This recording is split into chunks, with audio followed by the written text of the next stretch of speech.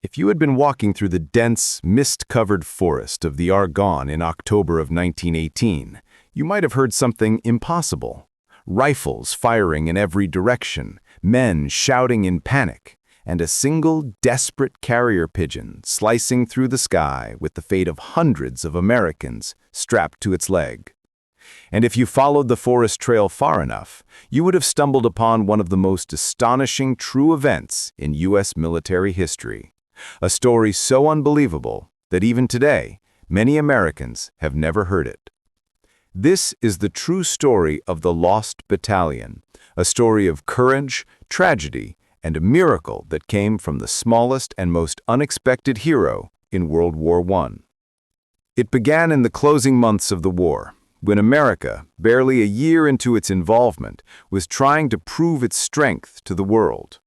The Argonne offensive was raging across northeastern France, and American forces were ordered to break through the German lines at any cost.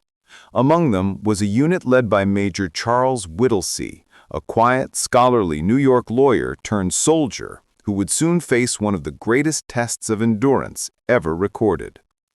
Whittlesey's men, more than 550 soldiers from the 77th Division, were ordered to push deep into the woods and attack German positions. But what they didn't know was that the units on their left and right had been delayed. When Whittlesey pushed forward as commanded, the rest of the line did not follow. His battalion suddenly found itself alone, miles ahead of friendly forces, surrounded on all sides without realizing it. By nightfall, the forest came alive with shadows. Enemy patrols whispering in the trees, the rustle of movement in the underbrush, and the uneasy tension of men who suddenly sensed the walls closing in. It wasn't until dawn that the truth became horrifyingly clear. The Germans had completely encircled them. Whittlesey had three choices: surrender, attempt a breakout that would lead to certain annihilation, or stay and fight with dwindling ammunition, no food, and no medical support. But the orders from headquarters were merciless. Hold your position at all costs. So he did. The men dug shallow foxholes and pressed their backs to the damp forest floor as German artillery rained down upon them. Shell after shell exploded in the trees, sending deadly wooden splinters slicing through the air like knives. The wounded cried out through the night, begging for morphine, for water, for help that never came. Some died with their hands still clutching their rifles. Some died calling for their mothers.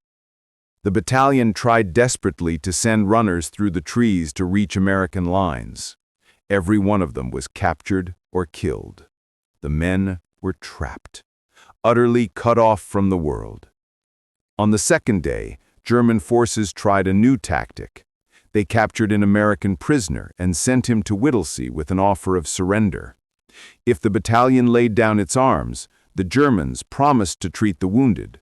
They even sent a written message in English.